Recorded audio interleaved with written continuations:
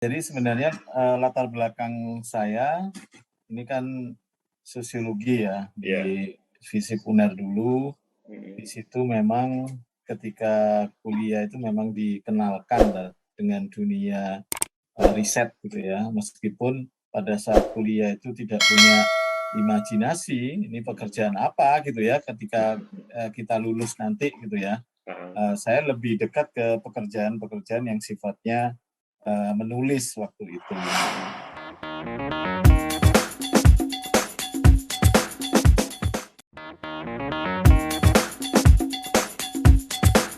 Bismillahirrahmanirrahim. Assalamualaikum warahmatullahi wabarakatuh.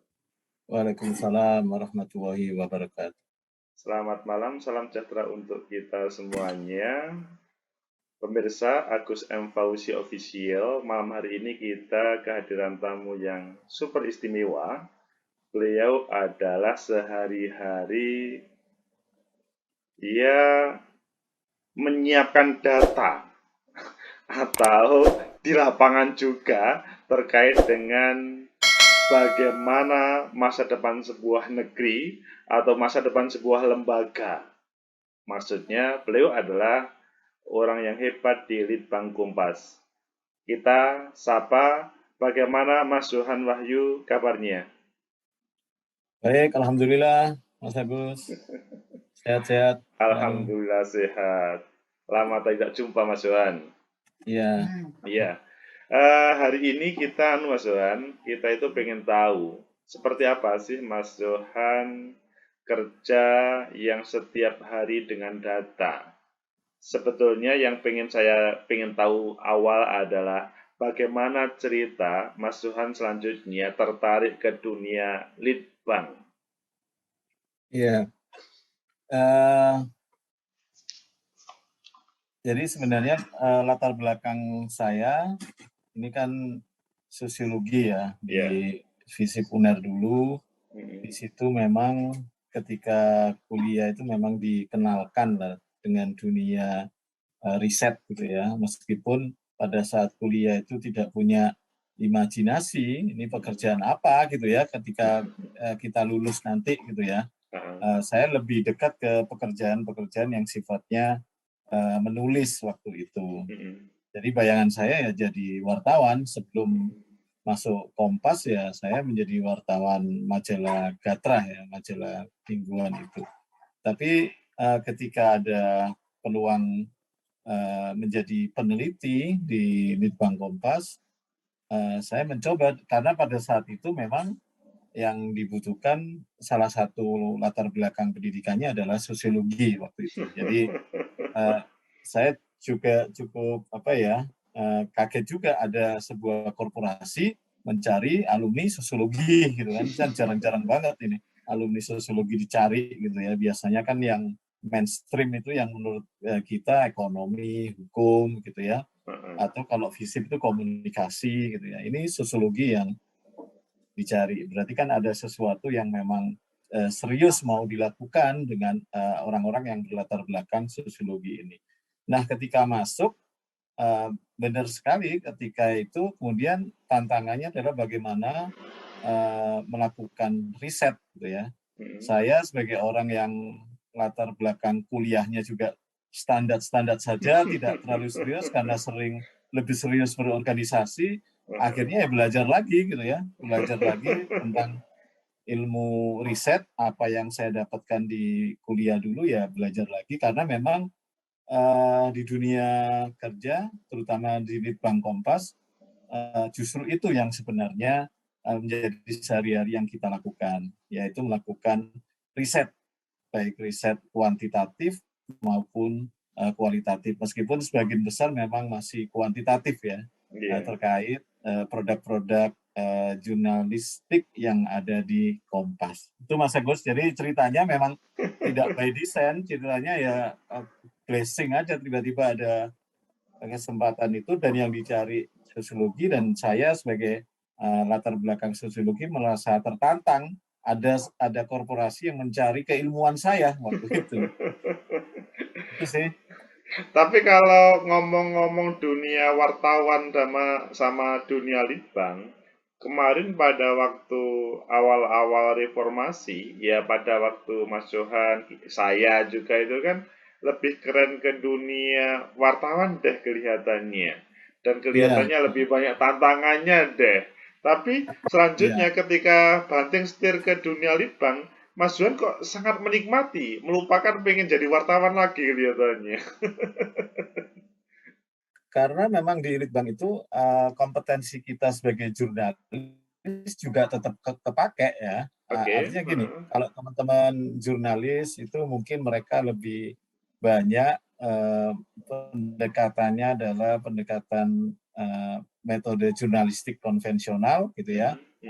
Mereka memburu narasumber, kemudian wawancara, beberapa narasumber di check and recheck ya, semacam beberapa narasumber untuk mengkonfirmasi, kemudian mereka tulis. Nah, kita di Litbang itu memboboti itu. Jadi kita memang basisnya adalah basis riset, tapi hasil dari riset itu dituangkan secara jurnalistik gitu ya, produk-produk jurnalistik ya. Jadi laporannya tidak berupa laporan ilmiah yang kita bayangkan di dunia akademik, tapi laporannya lebih ke tetap menjadi produk-produk jurnalistik. Artinya disitulah kemudian saya menikmati, kalau peminjam Mas Agus tadi, kata Mas Agus menikmati, ya karena memang saya dipertemukan ya, tepatnya dipertemukan dengan dunia jurnalistik yang saya geluti sebelumnya, dengan dunia riset gitu ya, yang di kuliah saya geluti tapi kemudian tidak saya rawat gitu ya.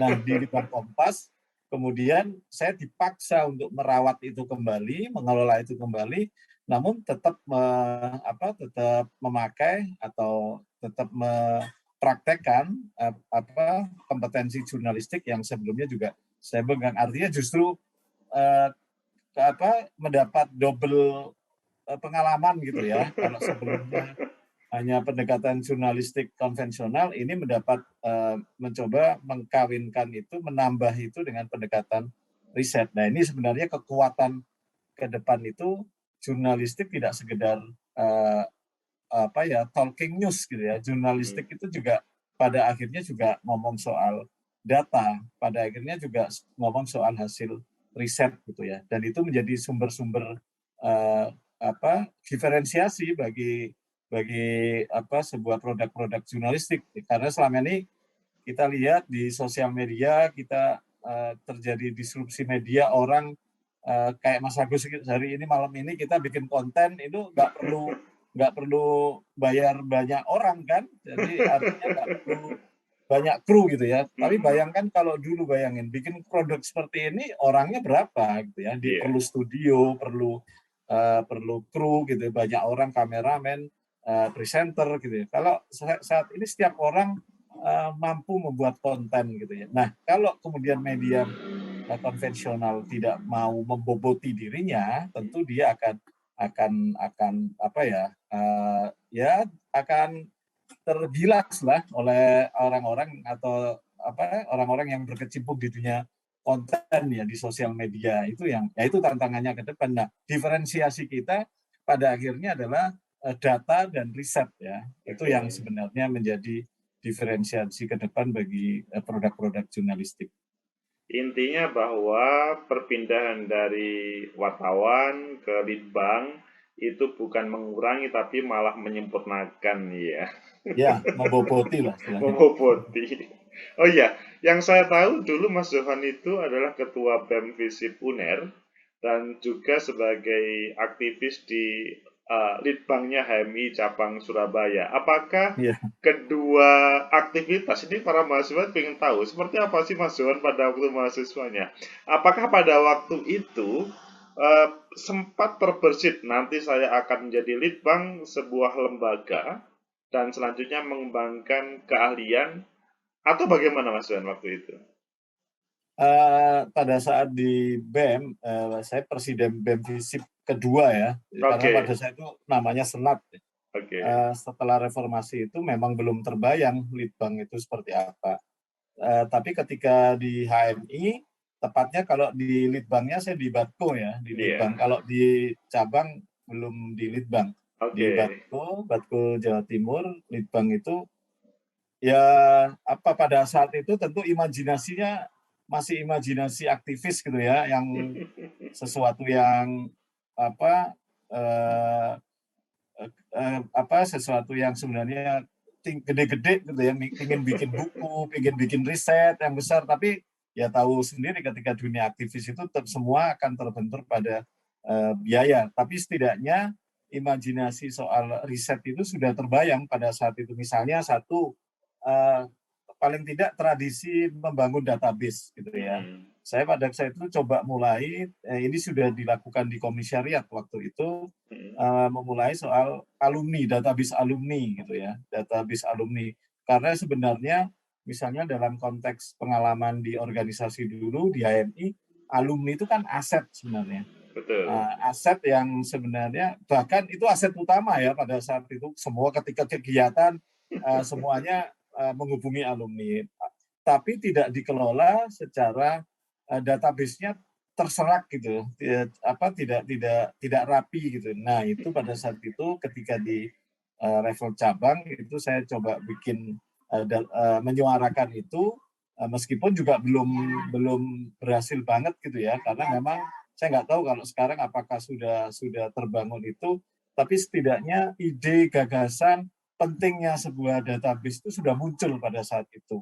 Nah, itu yang kalau di BEM saya coba praktekkan misalnya, nama-nama ngumpulin lah nama-nama pengurus BEM, ketika, BEM itu ada gitu ya. Nah, itu kan penting gitu, setidaknya dari hal yang ringan kita kumpulkan, itu akan menjadi sesuatu.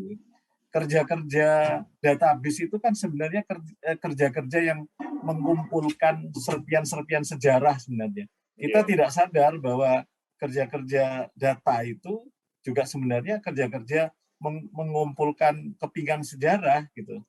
Itu akan ya kalau orang bilang sejarah itu selalu aktual gitu ya. Jadi orang bilang sejarah itu bukan masa lalu, Mhm. sejarah itu adalah penentu masa depan gitu loh. Jadi itu yang seringkali kita kadang abaikan hal-hal yang kecil itu. Nah, tradisi sadar akan data itu menurut saya itu yang penting dibangun ya, terutama bagi Mhm. teman-teman aktivis saat ini, bahkan terutama teman-teman mahasiswa gitu ya. Jangan kemudian melihat data itu sebagai sesuatu yang kalau dibutuhkan saja akhirnya nyari gitu. Padahal sebenarnya, terutama tentu nggak semua data ya yang kita kumpulkan ya, tentu tergantung minat kita. Misalnya saya, minat di isu pemilu, saya sudah kumpulkan tuh data-data pemilu dari pemilu 55 sampai 2019, database pribadi lah minimal ya, meskipun di kantor pasti sudah terbangun juga. Tapi database pribadi itu sewaktu-waktu ketika saya melakukan recalling, misalnya saya butuh analisis data apa perbandingan antara tahun 55, Orde Baru, reformasi tentang pemilu, saya cukup dengan mudah memanggil data-data itu. Dan itu sebenarnya kan kerja-kerja yang memang remeh sederhana ya, tapi ketika kita nggak punya itu bagi saya sesuatu yang harta yang terbesar ya, ketika kita kemudian membutuhkannya ada gitu ya. Ketika membutuhkan nggak ada itu kan pusing ya. Tapi ketika membutuhkan dan itu ada, dan itu memang kita ngerasakan, oh iya ya, data yang sebenarnya pekerjaan yang sangat ringan sekali, ketika kita butuhkan dan mereka siap ready untuk dipakai, itu bagi saya sesuatu yang sangat berharga ya. Nah, tradisi ini yang sebenarnya perlu dikembangkan juga bagi semua lah ya, bagi teman-teman aktivis mahasiswa yang saat ini mungkin lagi mengelola organisasi, teman-teman mahasiswa. Saya pikir tradisi sadar akan pentingnya data itu mungkin pertama itu gitu loh. Karena itu yang saya rasakan dulu meskipun ketika ada baik di BEM maupun di HMI itu saya menyuarakan pentingnya membangun database alumni waktu itu. Nah, itu kan sudah ada imajinasi tentang pentingnya data meskipun apa action plan-nya itu ya udah akhirnya nggak bisa sendirian, otomatis ketika yang lain juga nggak sadar ya sudah kita ya nggak terjadi juga dan sebuah database itu gitu. Padahal sebenarnya kalau itu serius dibangun, kita coba bikin misalnya teknis bikin proposal ke alumni, kita mau bangun database, itu akan pasti bermanfaat data-data seperti itu gitu loh. Kita aja fenomena saat ini data kita di bank itu kan dijual kemana-mana itu. Kita nggak Nah, sadar betul. suatu saat di telepon bank dari mana, tahu data dari mana soal kita itu kan. Nah, itu harta itu bagi bank, data Nah, data konsumen itu harta. Nah, hal itu yang semestinya kita juga bisa lakukan untuk kepentingan-kepentingan yang tentu yang positif ya nantinya, terutama bagi mahasiswa, bagi sebuah organisasi mahasiswa. Saya pikir itu menjadi tradisi. Saya meragukan itu sudah terbangun sih saat ini di teman-teman organisasi kemahasiswaan ya. Tapi kalau itu sudah terbangun ya alhamdulillah.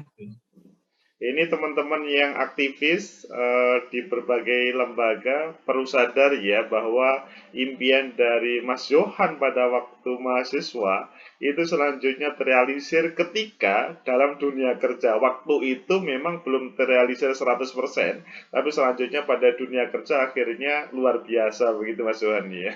Ya, Oke, selanjutnya kita bergeser ke teknis. ya, Bagaimana Mas Johan untuk memilih? Maksudnya gini, pada waktu sebelum reformasi terkait dengan litbang berbagai lembaga itu kelihatannya tidak muncul deh.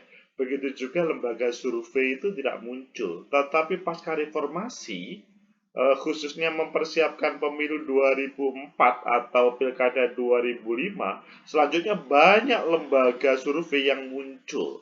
Salah ya. satunya adalah Litbang Kompas.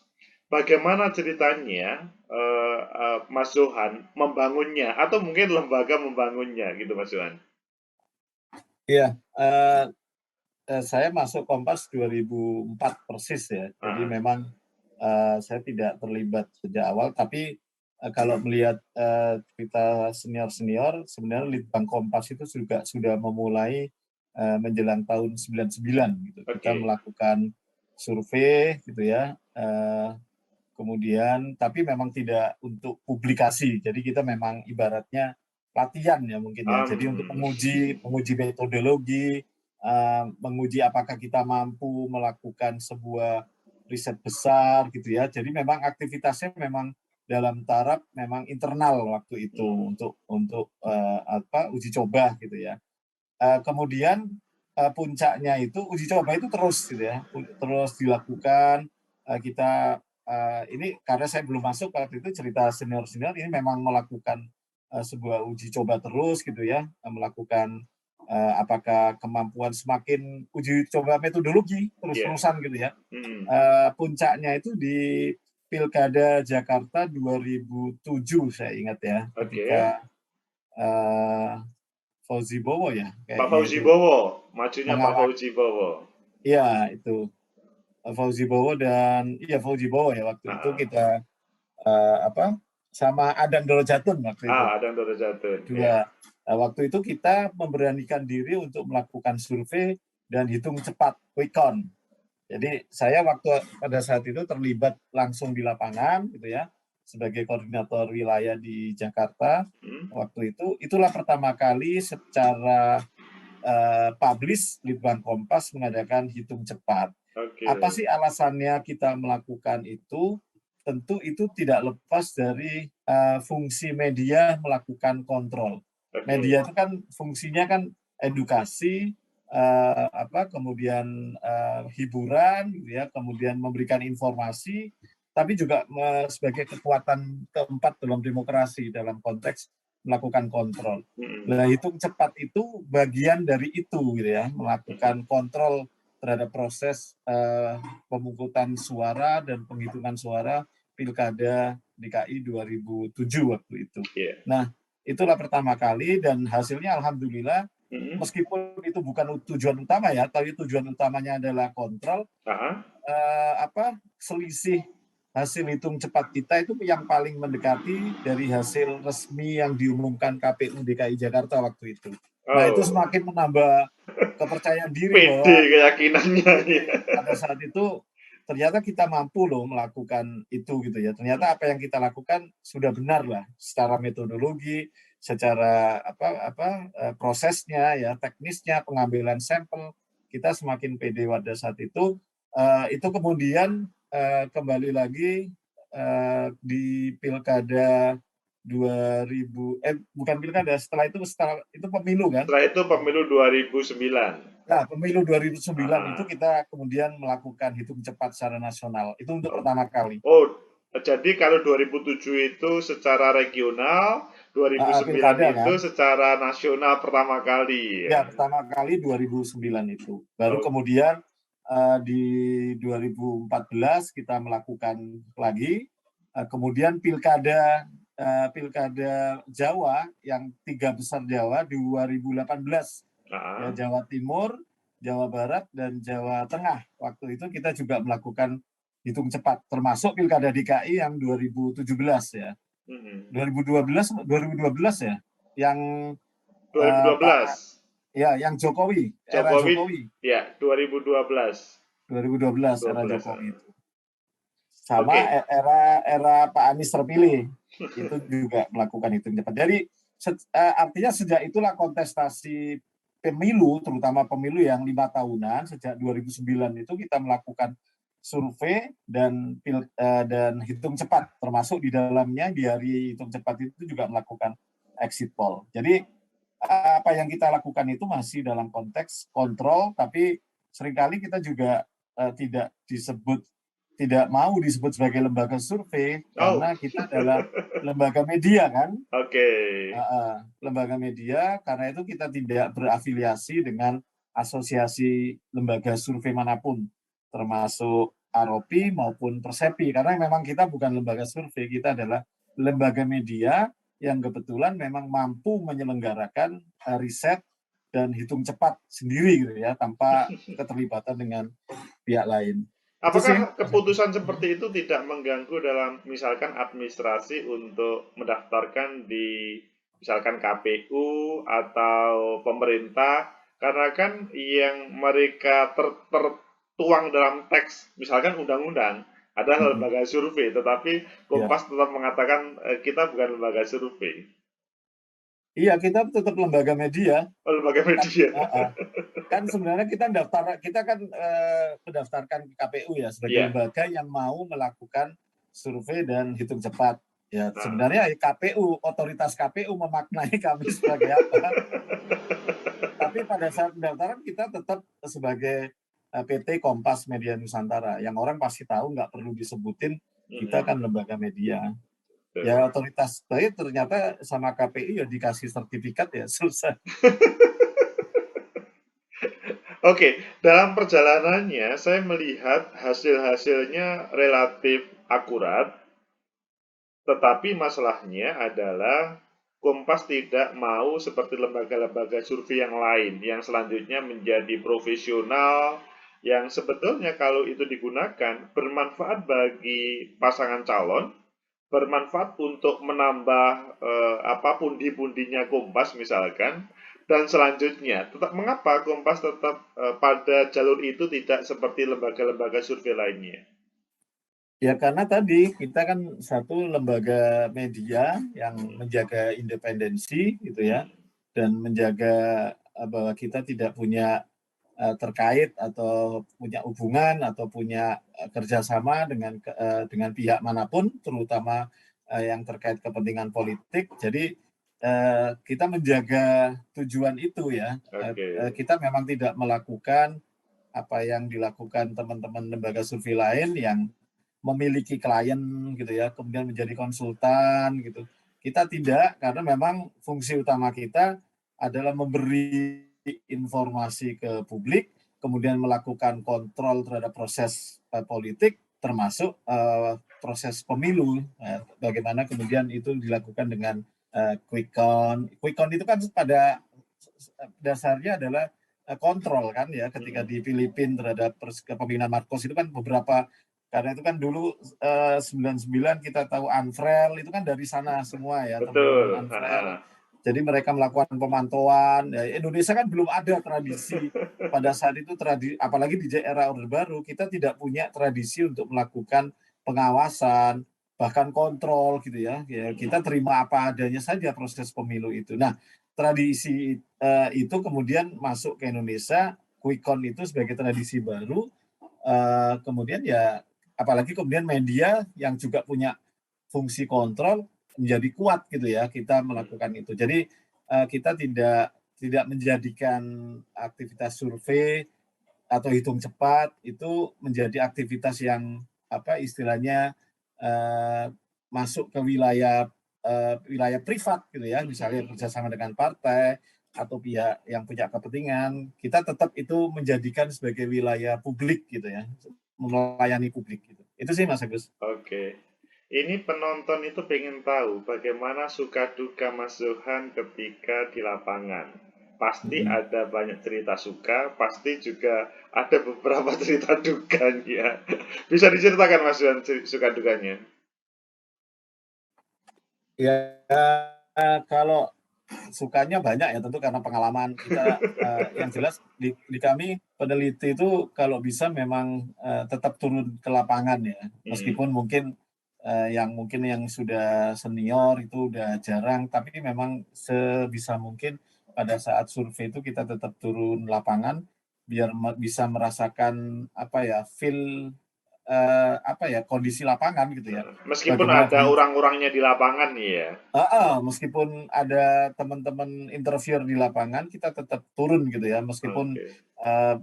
beberapa titik saja gitu ya, Ah, untuk melihat bagaimana sih respon publik saat ini di lapangan gitu ya, ah. kan tentu beda dengan era-era dulu gitu ya. Orang yang semakin well informed, semakin banyak mengkonsumsi informasi, itu akan berbeda jawabannya dengan orang-orang atau responden yang minim mengkonsumsi informasi. Ya, jadi dulu mungkin tidak ada sosial media yang mempermudah kita akses informasi gitu ya.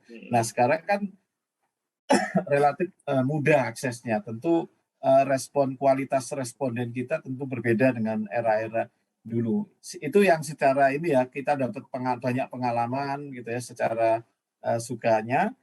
Mungkin kalau secara dukanya ya tentu terkait yang secara umum juga dialami oleh teman-teman lembaga survei mungkin ya, bagaimana ditolak responden, bagaimana kemudian Oh ada kita ya di kemudian, luar oh responden itu iya, ya. ditolak responden dan kita kan seringkali pakai pendekatan apa menyeimbangkan pendekatan formal. Memang kita pendekatan formal dulu, misalnya izin ke Oke. ketua RT, RW gitu ya. Harapannya itu justru mempermudah kan gitu. Ah, Nah, kadang memang ada resistensi penolakan gitu ya. Mungkin mereka takut bukan karena menolak kompasnya, tapi ah. memang karena kekhawatiran misalnya kalau dibilang ini survei soal pilpres, pemilu gitu ya. Apalagi kalau kalau surveinya itu sudah mendekati pemilu gitu ya, itu agak sensitif gitu. Oke. Karena itu memang itu secara tantangan-tantangan di lapangan ya. Ada juga yang kemudian ketika hari H itu ada konflik antar antar antar saksi gitu ya, sehingga Oh, kemudian penghitungan suara itu ditunda sampai malam. Padahal quick count ini kan harus segera dikirimkan datanya. Jadi hal-hal yang dinamika di lapangan itu yang di luar kontrol kita itu menjadi tantangan bagaimana untuk menemukan solusinya itu ya. Itu sih Mas Agus. tapi intinya semua apa itu tahapan yang dibuat oleh Mas Johan sama tim itu terlaksana meskipun mungkin ada kendala ya. Ya, itu kalau di kita kan ibaratnya kalau secara metodologi itu kan non sampling error gitu ya. Ah, Ada sampling error yang sering kita jelaskan ketika di publikasi sampling errornya berapa ini. Ada juga non sampling error. Non sampling error itu ya hal-hal yang tak kayak tadi bencana, kemudian penolakan, ada konflik, bahkan ada interviewer yang kecelakaan misalnya yang tidak bisa oh, sampel itu atau kemudian sampelnya ternyata tidak bisa terjangkau gitu ya karena oh, ternyata kan kita menentukan sampel kadang di Jakarta tidak tahu kondisi lapangan yang jelas di sana pernah juga ada sampel itu di Papua ah, satu TPS itu tidak ada sinyal gitu ya oh, jadi si interviewernya harus naik pohon untuk mendapatkan sinyal untuk ngirim data itu oh, jadi itu non sampling error yang tentu akan kita temukan di lapangan gitu ya, hal-hal yang sifatnya di luar sampling, di luar sampel kita gitu ya. Tapi ada faktor-faktor alam, faktor manusia, penolakan, ya itu yang kami melihatnya itu non-sampling error. Oke. Dan itu pasti semua lembaga survei pasti Pasti menemui itu, mengalaminya ya. mengalaminya itu. Ini penonton itu juga ada yang pengen tahu, meskipun mungkin ini adalah rahasia perusahaan, Mas Johan. Bagaimana cara Mas Johan sama tim selanjutnya bisa menghasilkan yang akurat? Mungkin bisa diceritakan yang umum saja, Mas Johan ini.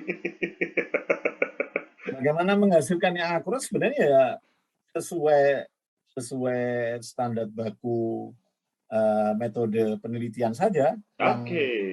jadi kita tidak jadi itu yang titik awalnya yang kita lakukan, penentuan sampel proporsional, multi-state random sampling misalnya ya. Ya sudah, kita tidak punya pretensi apapun, misalnya aku mau lokasinya basis masanya ini sampelnya aku gedein. Enggak, kita enggak ada pretensi kayak gitu. Kita tetap proporsional, artinya akurasi hasil itu sebenarnya dihasilkan dari proses yang standar, baku, dan tidak ada intervensi kepentingan apapun selain untuk akurasi gitu ya. Selain untuk memenuhi standar metode riset gitu ya. Itu saja sih kuncinya yang selama ini kita lakukan, karena memang kita satu tidak melayani untuk kepentingan siapapun, karena ini untuk kepentingan publik, untuk memperkuat produk-produk Kompas, jurnalistik Kompas gitu ya. Artinya ketika hasilnya itu akurat, lebih akurat, itu semata-mata ya karena prosesnya secara metodologi, secara tahapan-tahapan kita lakukan semata-mata tetap memenuhi standar metode penelitian itu. Jadi tidak kita ubah-ubah untuk kepentingan apapun gitu ya, semata-mata untuk kepentingan akurasi tadi. Ya kalau dikatakan apa resepnya, ya resepnya itu lakukan saja dengan metode yang benar, tidak direkayasa, tidak untuk kepentingan siapapun, ya semata-mata ya itu akan menghasilkan dengan hasil yang akurat gitu ya. Artinya kita juga tidak menutupi juga gitu ya. Bahkan beberapa pihak di luar Kompas yang ingin tahu soal hasil survei misalnya, ingin lebih dalam, kita terbuka untuk kemudian menerima diskusi gitu ya. Ada beberapa pengalaman itu juga sudah pernah kita lakukan, beberapa pihak di luar kita datang, bagaimana sih survei hasilnya, atau bahkan kita diundang gitu ya untuk kemudian menjelaskan, itu kita terbuka banget itu. Oke. Jadi intinya cukup standar, pokoknya menerapkan apa yang ada di kuliah, sebetulnya sudah selesai. Itu aja.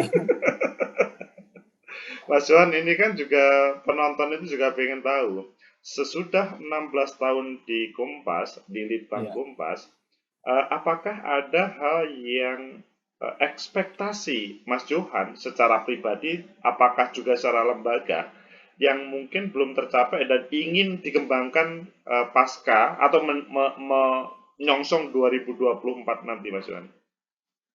Ya, tentu kita pengembangan yang sifatnya tetap dalam koridor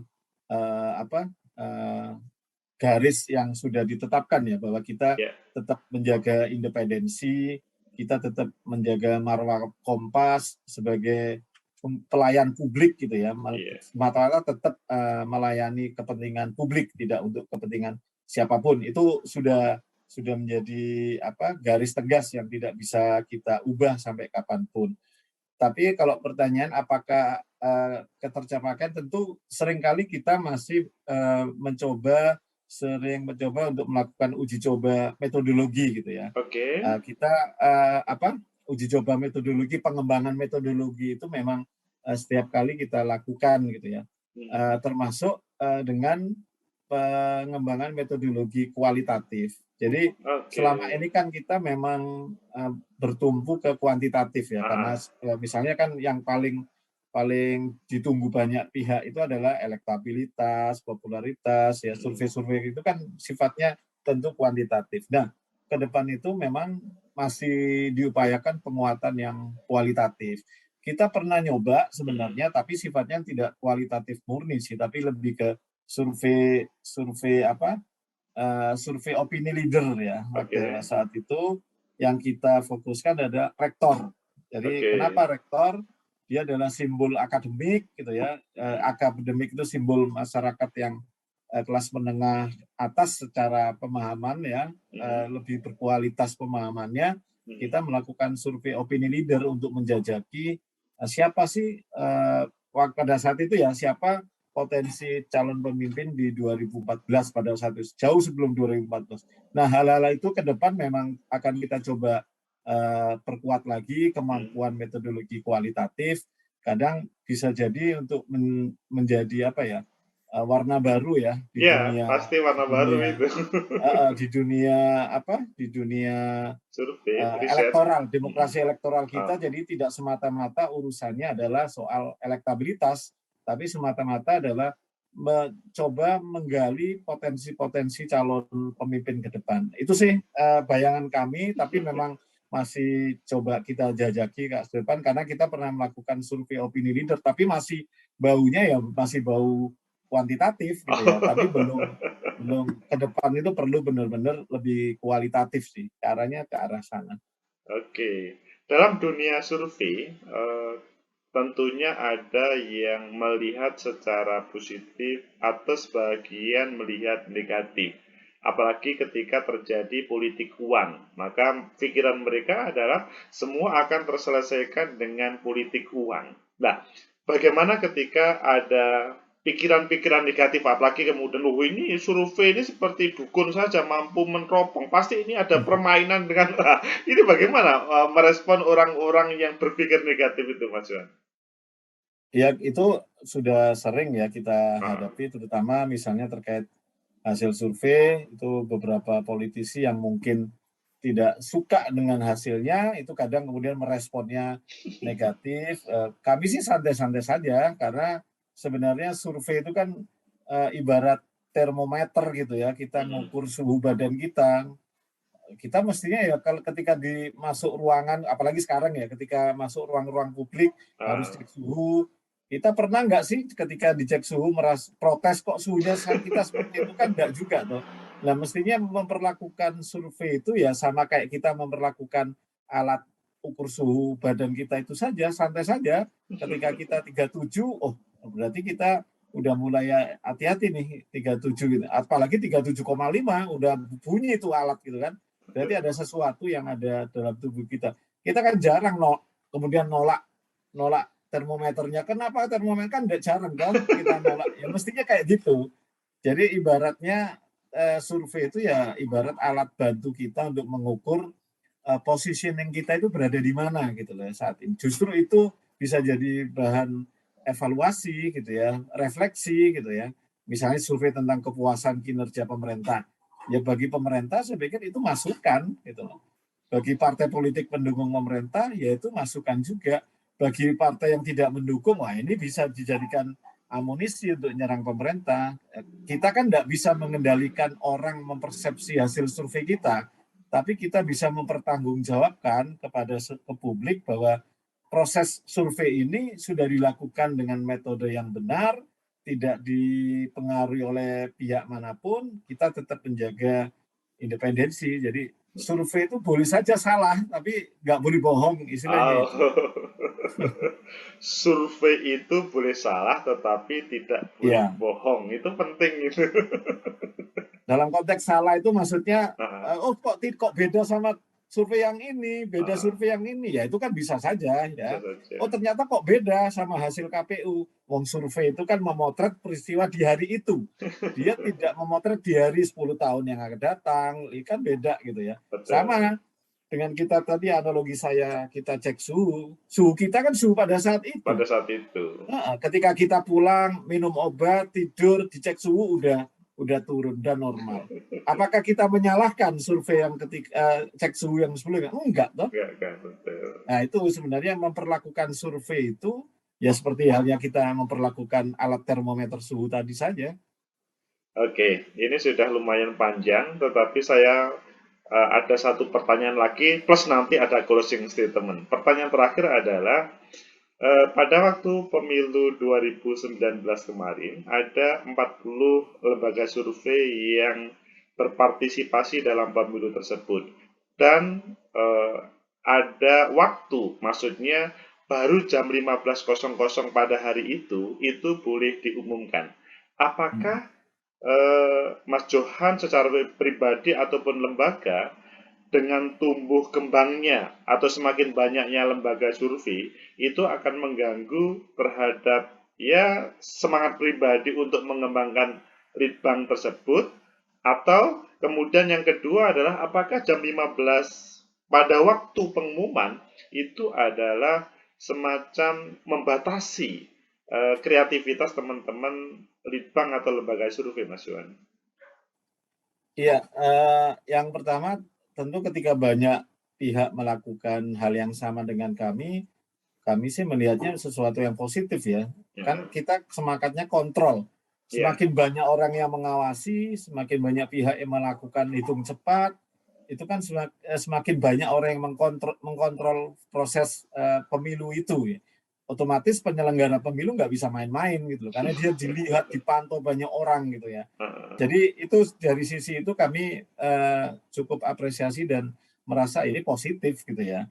Dalam konteks banyak pihak yang peduli dengan proses pemilu kita, banyak pihak yang kemudian turun tangan untuk sama-sama memantau kualitas pemilu kita. Nah itu sebenarnya positif-positif saja gitu. Jangan hanya Kompas misalnya. Kalau Kompas saja ya repot.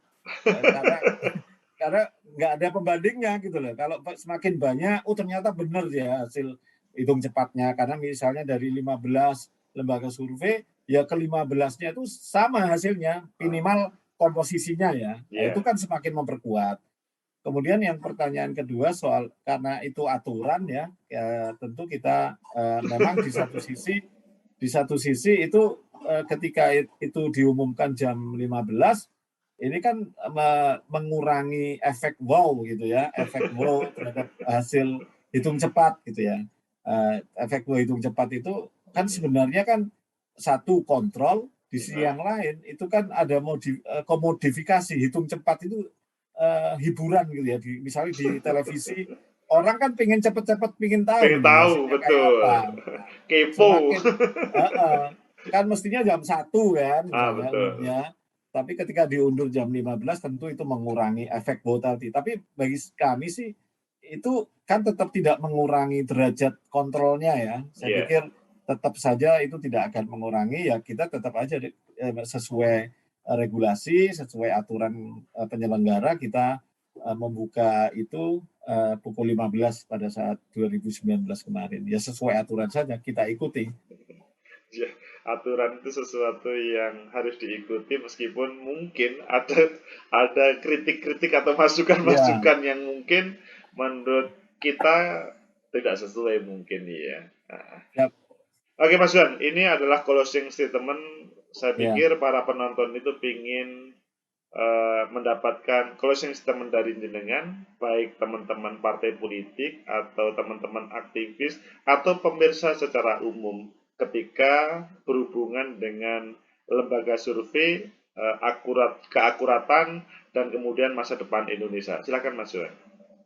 Baik, ya bagi saya sih hadirnya lembaga survei memang itu menjadi sesuatu yang positif ya, bagi publik terutama. Publik disuguhi secara tidak langsung mengedukasi publik bahwa sebenarnya kontestasi politik itu sebenarnya bisa didekati secara ilmiah gitu ya. Lembaga survei ini kan melakukan metode-metode ilmiah gitu ya. Artinya bisa menjadi guidance panduan buat pemilih sebenarnya. Kadang dulu kita kan tidak punya bayangan ketika memilih orang itu kita nggak tahu kan kira-kira yang menang siapa. Dengan lembaga survei, dengan adanya riset, terutama terkait isu-isu politik, itu menjadi panduan bagi masyarakat ya tentang siapa yang paling difavoritkan, siapa yang tidak gitu ya, siapa yang elektoralnya tinggi. Itu kan informasi, itu kan bagian dari informasi buat publik. Tentu dalam konteks itu saya melihatnya itu tentu positif gitu ya. Tapi tentu kita sebagai bagian dari publik juga harus meningkatkan literasi terhadap lembaga survei. Maksudnya literasi gini, kita juga harus memposisikan mana lembaga survei yang bekerja untuk klien, mana lembaga survei yang benar-benar memang dia pure untuk menyajikan hasil survei. Memang perlu ke depan itu ada regulasi misalnya antara lembaga survei dan konsultan itu memang sebaiknya dipisah. Oke. Kadang memang tipis ya. Kadang memang mungkin saya nggak tahu juga teman-teman lembaga survei ketika karena kami nggak punya pengalaman di sana gitu ya, pengalaman bekerja untuk klien terutama di isu politik ya. Lembaga survei tentu mereka selain melakukan survei tentu akan melakukan consulting kepada kliennya. Nah, pada di titik consulting itulah yang sebenarnya tentu publik juga harus kritis gitu ya ketika itu terjadi. Itu pengalaman di 2019 kemarin kan jelas hitung cepat ada yang beda gitu ya. Iya, Padahal betul. mestinya hitung cepat itu kan sampling error-nya 1%. Harus Betul. ketika itu di atas 1% itu sebenarnya cukup diragukan karena mestinya ketika hitung cepat hampir semua pasti sama karena basisnya itu kan bukan persepsi, basisnya Oke. itu sudah angka hitungan di Ah, KPU gitu ya. Nah itu yang kemudian intinya nggak mungkin beda kalau selama pengambilan sampelnya benar, selama metodologinya ditaati dengan disiplin, saya yakin hitung cepat siap berapapun lembaga yang melakukan itu hasilnya akan tidak jauh berbeda lah paling tidak itu. Tapi ketika ada yang berbeda dan itu berbedanya ekstrim, nah itu yang patut diragukan. Nah itu literasi semacam itu kan publik perlu ya dikuatkan terkait bagaimana memaknai memandang lembaga survei. Tapi bagi saya sih ya dipandang positif saja tadi karena memberikan asupan informasi, tambahan informasi terutama di isu-isu elektoral misalnya. Tapi di sisi yang lain bagi partai politik, bagi kontestan sebenarnya atau bagi simpatisan calon tertentu memandang survei ya nggak usah terlalu baper gitu ya ketika hasil surveinya calon yang didukung kok rendah, ya itu malah itu asupan informasi, itu bisa jadi referensi untuk kerja-kerja politiknya ke depan apa yang harus dilakukan gitu. Jangan kemudian baper, menyerang lembaga surveinya atau metodologinya karena mekanisme itu sudah ada ya, misalnya melaporkan atau melapor saya nggak tahu biasanya melaporkan ke pihak asosiasi lembaga riset ya, riset, misalnya betul. AROPI atau Persepi, apakah benar lembaga survei ini sudah melakukan dengan benar. Itu mereka bisa, kalau memang lembaga itu menjadi anggota dari salah Kedua satu lembaga salah itu. dua itu, mereka berhak untuk melakukan audit gitu. Jadi literasi satu sisi memang kita sebagai bagian dari publik mestinya diuntungkan dengan banyaknya lembaga survei karena kita mendapat asupan informasi, tapi memang kuncinya adalah memperkuat literasi kita terhadap keberadaan lembaga survei ini. Dan yang ketiga ya tentu jangan terlalu baper memandang hasil survei tadi gitu ya. Hasil survei itu ya bisa saja berbeda dengan hasil yang sebenarnya karena mereka hanya menangkap fenomena atau persepsi publik pada saat survei itu dilakukan gitu. Mereka tidak menjamin apa yang terjadi pada saat pemilihan gitu ya. Ya makanya pasti itu makanya di survei itu ada sampling error tadi karena memang tidak menjamin itu akan sama gitu pada saat hasilnya. Itu sih Mas Agus. Pemirsa, luar biasa Mas Johan, pecinta masa depan negeri, itulah profil Mas Johan, profil survei atau lembaganya, dan kalian semuanya tahu bagaimana suka duka, kelebihan dan kekurangan dalam proses semuanya demi membangun demokrasi Indonesia. Semoga bermanfaat bagi kalian, sekali lagi demi pembangunan demokrasi di Indonesia dan seluruh dunia. Semoga bermanfaat. Like, subscribe, comment, and share. Sampai jumpa. Terima kasih Mas Johan. Terima kasih. Oke. Ya.